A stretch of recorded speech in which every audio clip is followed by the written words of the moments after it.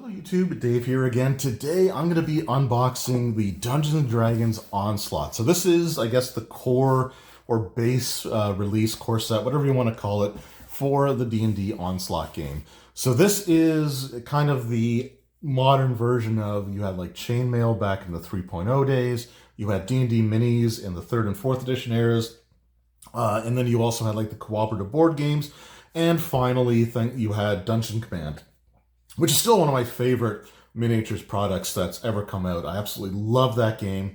Wish it would have taken off a bit more, but unfortunately, it was just kind of a victim of being something slightly different from Wizards of the Coast during the 4th edition era, but we're not here to talk about that. I've already done videos on Dungeon Command, but today we're here to talk about Onslaught. So we got the box set here. My wife actually picked this up for me. We were at Lancelot Games, I think it's called, in Mahone Bay in Nova Scotia.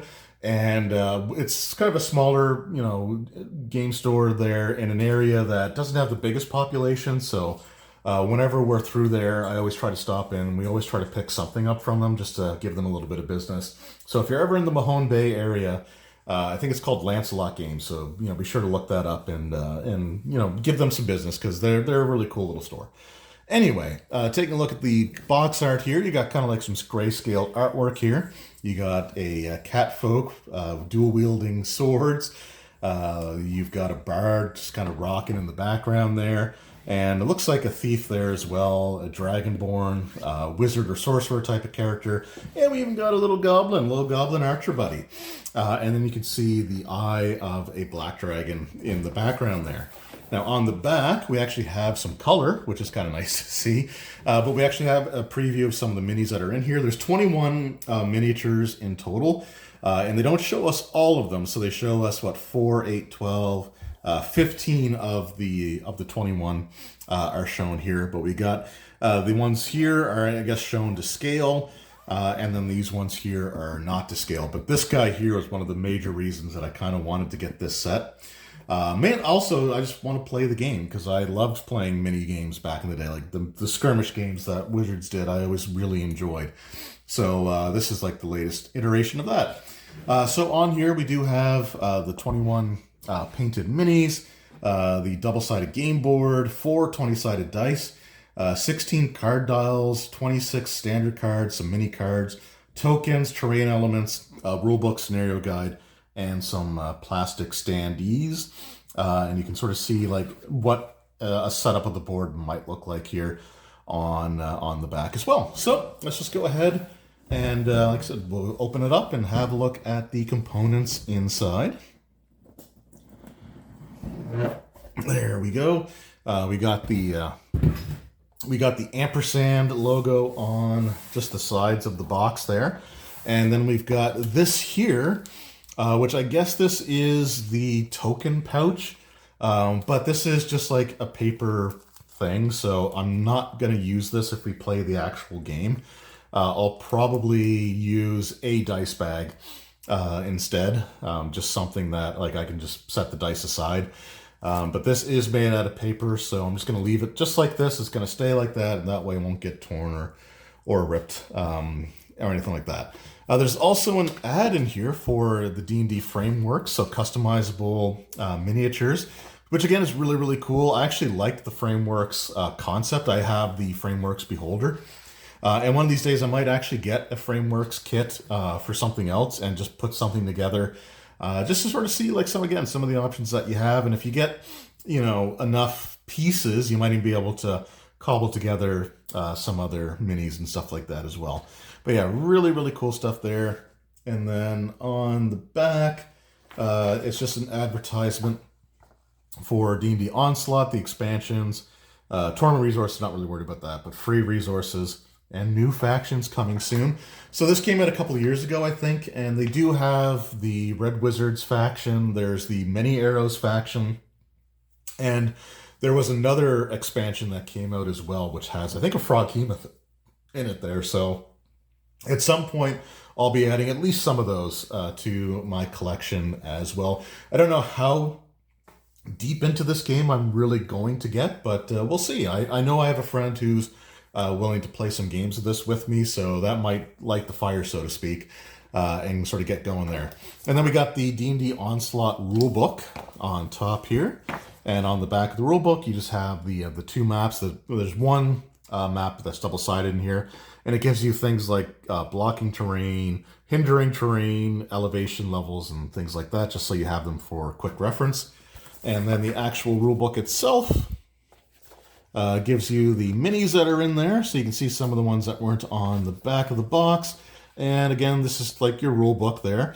It does have some like silhouette art style in there as well, which is again kind of cool. I did see some videos where people were talking about the silhouette art, and I'll talk a little bit more about that because there's like responses to the people's complaints about it. And I don't normally watch videos on something that I'm going to be reviewing, but this is just an unboxing video. This isn't my like actual review or gameplay or anything. And for the most part, all I watched were people like doing unboxings because I wanted to unbox it on camera.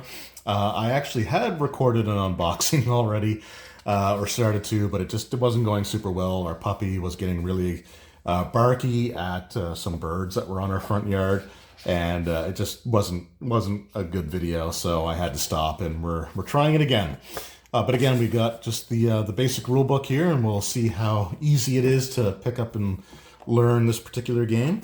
Then we've got the scenario guide. So these are, and again, I don't want to spoil too much, but these are just like the little scenarios that you can play through.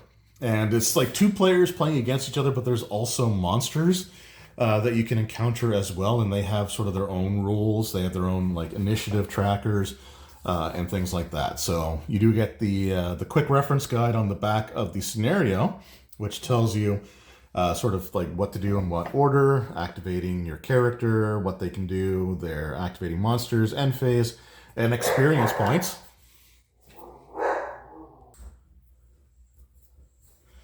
So yeah, that was timed pretty well. So that kind of is an example of what we have to deal with. I actually had to pause the recording there because he saw something and he'll whimper or he'll bark, but then he gets like really whimpery or whiny sounding.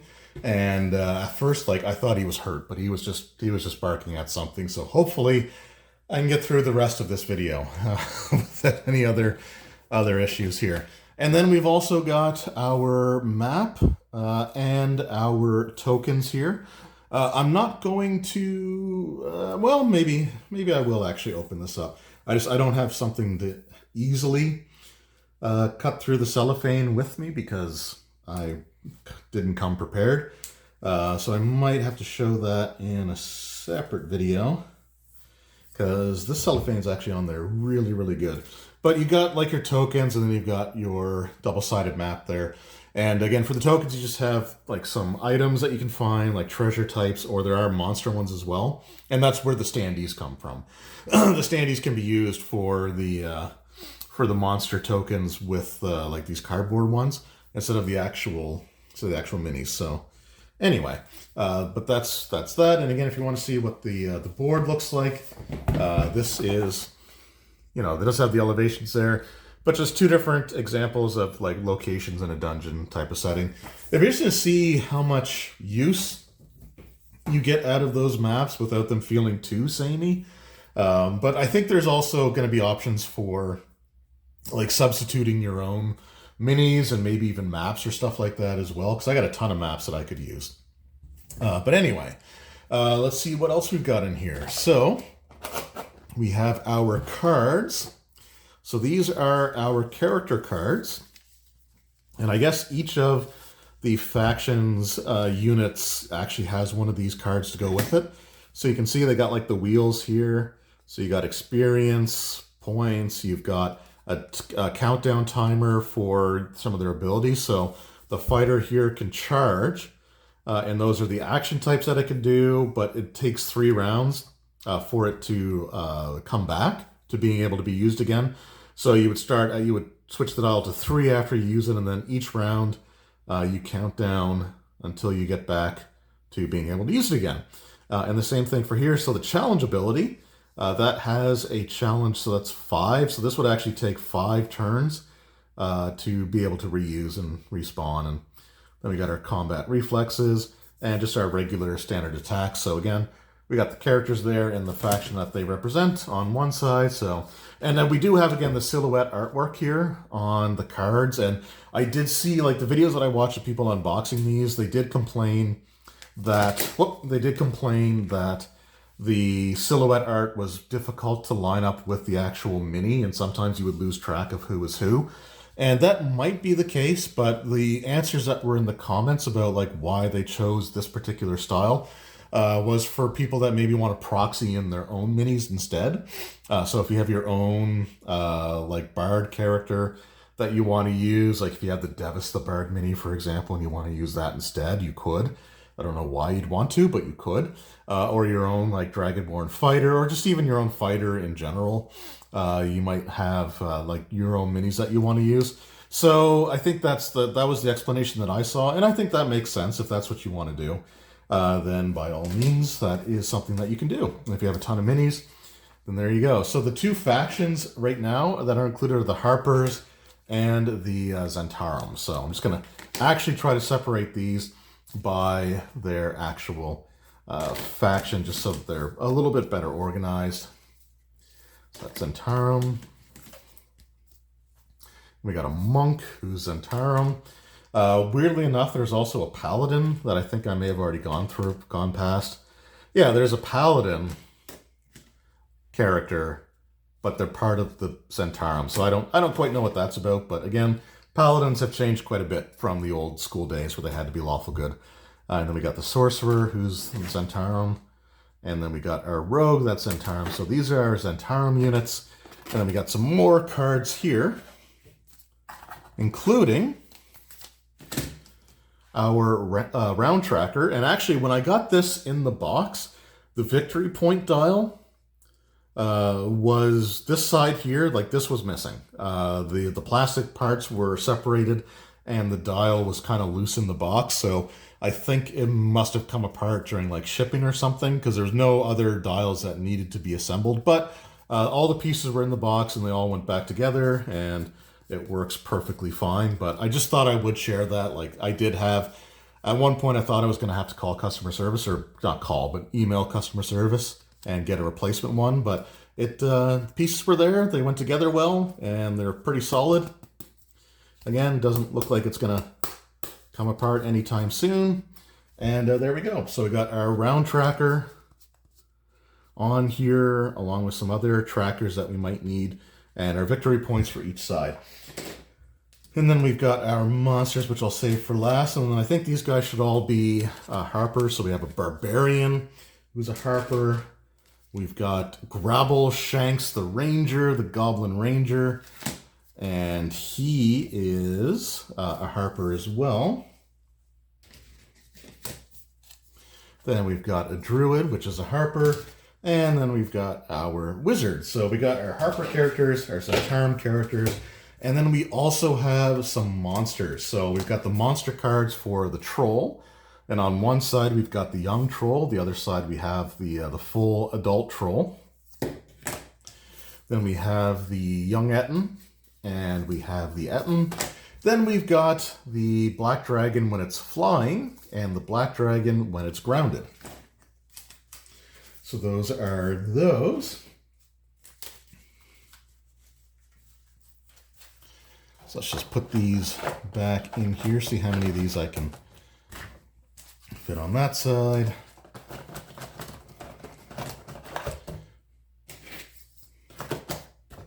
Yeah, that might be a little bit too high.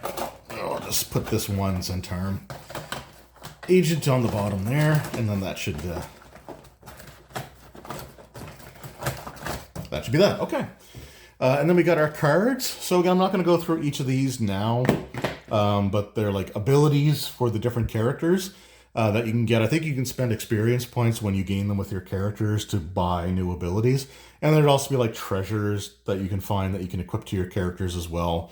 And some other things would be on here as well. Some of them, like the monster cards or monster stuff, might be on here, or it might be on here as well. And then we got these cards here with the initiative trackers, initiative cards, and then I guess some just legend sheets or cards for you to use. Know what each of these things mean when you're looking at them on the cards. Then we've got our dice. So these are 4d20s. And I think they're actually, yeah, they are actually got specialized or customized. So we got the Zentarum dice as kind of these yellowish ones, and then the blue dice are the Harper logos there. And then we've got our clear bases. And finally, we've got our minis. So we got them bagged up here. And what I'm going to do is just going to pop these out and we'll take a quick look. So we got 4 kobolds.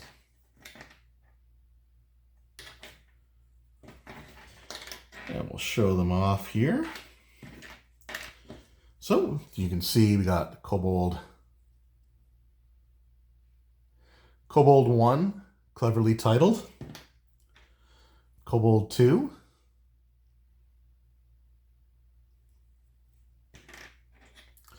Kobold 3. This actually might be my favorite one. Because he's actually got like looks like a turtle shell shield. And then we got a little archer kobold here as well. So this is kobold number 4. So those are our kobolds. Just gonna pop them back in the baggie real quick, just to make my life a little bit easier. Maybe. And then we've got our heroes. And I think these are by faction. So these should be our Zentarum characters here in this one.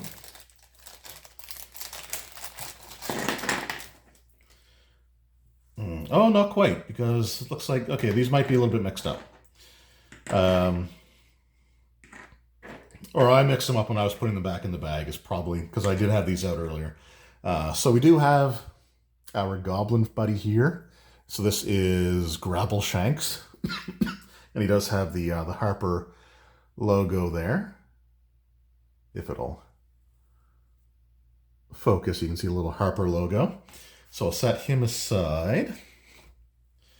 And then we've got our Dragonborn.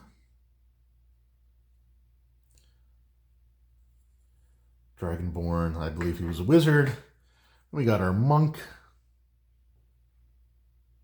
Really cool looking. Our paladin, our Zentarum paladin. Which I guess with the factions in 5e, the Zentarum don't necessarily need to be evil. So I guess you could have a paladin that works with them, but I don't know. It still feels really weird to me. Then we've got, I believe this is supposed to be a drow character. And we got a tiefling. Bedlam the tiefling.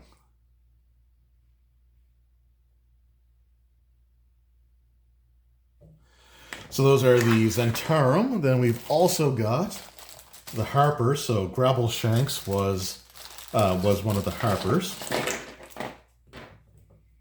Oh, okay. And then we've got this drow. Oh, this is the drow. So this is the drow thief. And this was part of the Zentarum faction.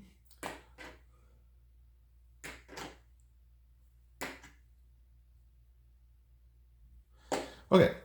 So, then we've got our Harpers. So I guess there's 6 minis of each, right? Okay, I just want to make sure that I got the numbers right here. So 6 figures on each side, so I definitely did a little mix up there. We do have our little halfling wizard. Again, pretty cool looking mini. We've got our bard, which is the reason why I probably don't want to play as the Harpers, because I'm not a big fan of bards. But anyway, of course we have Grapple Shanks. I just like the name. He's a little goblin buddy there. So we got him. We've got this catfolk, I believe, ranger. But again, a really cool looking mini. Like, I do like the minis that they chose. And they're all relatively color coded. The bard being the only like major standout from like the rest. But at the same time, I guess the tiefling there also stands out from the rest of the Zentarum characters. Then we've got what looks like a barbarian here. And I'm going to, I think she's a Goliath. A Goliath barbarian. And then we've got our druid here. And I think he is a, oh, what was the giant type? Vodkin? Vodkin? Anyway, he's one of the like the giant type of species that you can play as in 5e. I forget the exact type. It's been a while since I even looked at that particular book, but you've got them as well. So those are the hero minis. Then we've got our troll.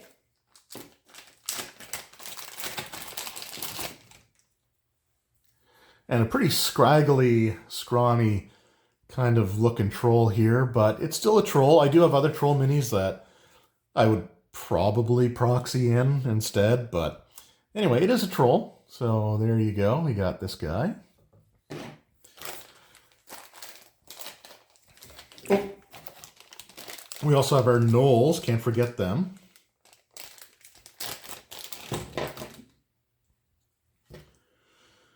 So we've got Gnoll 1 with the spear. And again, he looks pretty cool. And then we've got Gnoll 2, which is the one I like the most. Because he's actually wearing like a breastplate and has a shield and battle axe. And it's really cool looking enemies there. And then we've got our Ettins. So this is the first Ettin mini that I have ever owned. And I think it looks pretty cool. Like the war paint on them, the different weapons. So that's really, really cool. And then we've got our Black Dragon. So the Black Dragon is huge. It's a young Black Dragon, but it is a huge size. And we've got it in multiple pieces because you got to put the wings on. But we'll take a look. Again, I love the Black Dragon design, like the horns, the skeletal look to the face. And I didn't own a huge sized Black Dragon. So that was the one thing that was missing. I have a small, medium, large, and gargantuan Black Dragon, but I never owned a huge one. And then we just got his wings here, and they're kind of a pain to get back in the bag and have it go in the box without it causing any issues. But here we've got the wings, and we'll just pop them in place, I guess.